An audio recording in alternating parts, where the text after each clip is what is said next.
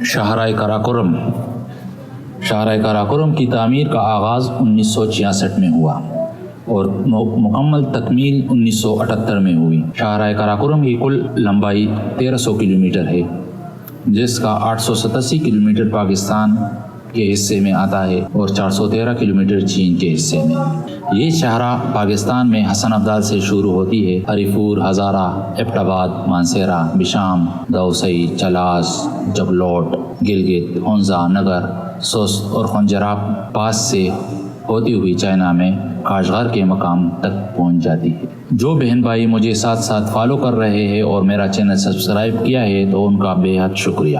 شاہراہ قراقرم کے بارے میں مزید جاننے کے لیے اس سڑک کی تعمیر نے دنیا کو حیران کر دیا، کیونکہ ایک عرصے تک دنیا کی سب سے بڑی کمپنیاں یہ کام کرنے سے عاجز رہیں۔ ایک یورپ کی مشہور کمپنی نے جو فضائی سروے کے بعد اس کی تعمیر کو ناممکن قرار دے دیا گیا۔ موسموں کی شدت، شدید برف باری اور لینڈ سلائڈنگ جیسے خطرات کے باوجود اس سڑک کا بنایا جانا بہرحال ایک عجوبہ ہے، جسے پاکستان اور چین نے مل کر ممکن بنا دیا۔ ایک سروے کے مطابق اس کی تعمیر میں 810 پاکستانی اور 82 چینی اپنی جان سے ہاتھ دھو بیٹھے۔ رپورٹ کے مطابق شاہراہ قراقرم کے سخت اور پتریلے سینے پر چیرتے ہوئے کے لیے 8000 ڈائنامائٹ استعمال کیا گیا اور اس کی تکمیل تک 30 ملین کیوسک میٹر سنگلاہ پہاڑوں کو کاٹا گیا۔ یہ شاہراہ کیا ہے؟ بس ایک عجوبہ ہی عجوبہ، کہیں دلکش تو کہیں پراسرار، کہیں پراسرار تو کہیں پرسکون، تو کہیں بلکاتی شور مچاتی، تو کہیں سوال کرتی، تو کہیں جواب دیتی۔ اسی سڑک کے کنارے صدیوں سے بسنے والے لوگوں کی کہانیاں سننے کا تجسس، تو کبھی سڑک کے ساتھ ساتھ پتھروں پر سر پٹکتے ہوئے دریا۔ سندھ کی تاریخ جاننے کا تجسس۔ شاہراہ قراقرم کا نقطۂ آغاز ضلع ہزارہ میں ہو، جہاں کے ہرے بھرے نظارے اور بارونق وادیاں تاکوٹ تک آپ کو ساتھ دیتی۔ تاکوٹ سے دریا سندھ بلکاتا ہوا شاہراہ قراقرم کے ساتھ جگلوٹ تک چلتا ہے، پھر اسکردو کی طرف موڑ جاتا ہے۔ تاکوٹ کے بعد کوہستان کا علاقہ شروع ہو جاتا ہے، جہاں جگہ جگہ دور بلندیاں سے اترتی پانی کی ندیاں سفر کی یادگار اور دلچسپ بنانے میں اہم کردار ادا کرتی۔ کوہستان کے بعد چلاس کا علاقہ شروع ہو جاتا ہے، جو کہ سنگلاہ پہاڑوں پر مشتمل ہوتا ہے۔ چلاس ضلع دیامیر کا ایک اہم علاقہ ہے، اس کو گلگت بلتستان کا دروازہ بھی کہا جاتا ہے۔ ناران سے بذریعہ بابو سر ٹاپ بھی چلاس تک پہنچا جا سکتا ہے، یہ اس کا دوسرا راستہ ہے۔ چلاس کے بعد شاہراہ قراقرم ننگا پربت کے گرد گھومنے لگ جاتی ہے، پھر رائے کوٹ کا پل آ جاتا ہے۔ یہ وہی مقام ہے جہاں پیرامڈز، ننگا پربت بیس کیمپ جانے کے لیے جیپیں کرائے پر ملتی ہیں۔ رائے کوٹ کے بعد ننگا پربت دریا سندھ کے بعد قراقرم کا ایک حسین امتزاج بنتا ہے، جو سیاحوں کو کچھ وقت کے لیے خاموش ہونے پر مجبور کر دیتا ہے۔ اس کے بعد گلگت کا ڈویژن کا آغاز ہوتا ہے، جس کے بعد پہلا اہم مقام جگلوٹ آتا ہے۔ جگلوٹ سے استور، دوسئی، اسکردو، بلتستان کا راستہ جاتا ہے۔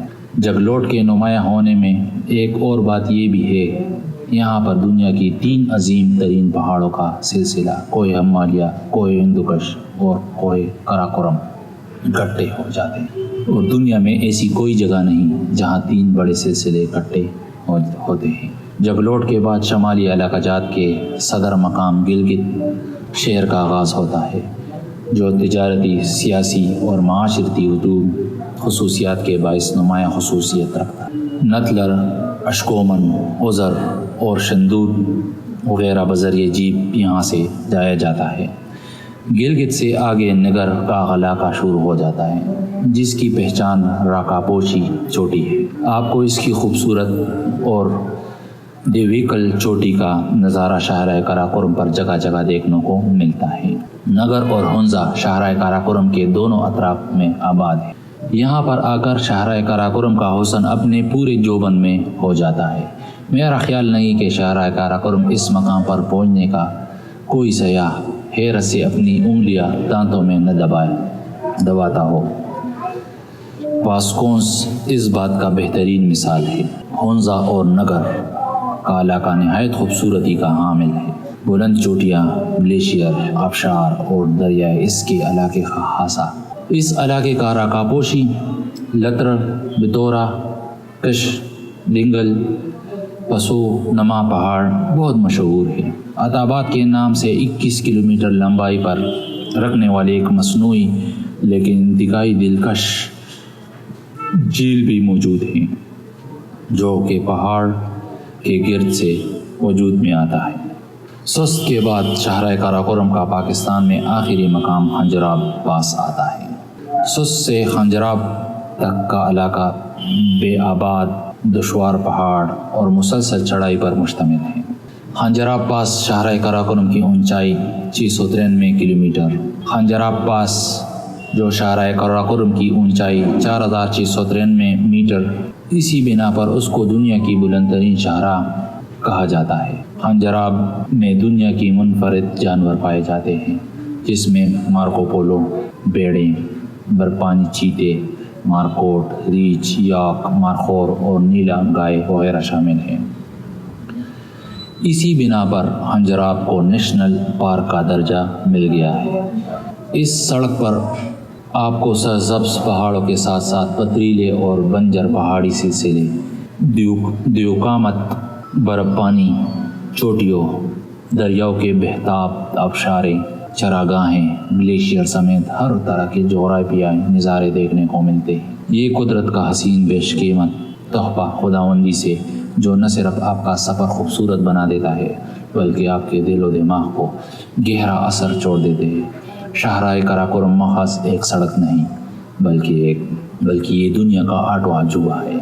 پاکستان میں یہ علاقہ بہت سیر و تفریح کے حامل ہے۔ میں آپ کو پاکستان KP کے خوبصورت اور دلکش خطے دکھاؤں گا۔ یہ بھی حیرت انگیز معلومات کے ساتھ میں سے ان اکاؤنٹ ہمارے چینل کو فالو کریں اور اس کو سبسکرائب کریں تاکہ ہمارے مزید آنے والی ویڈیو آپ تک مل سکے۔ جزاک اللہ خیر۔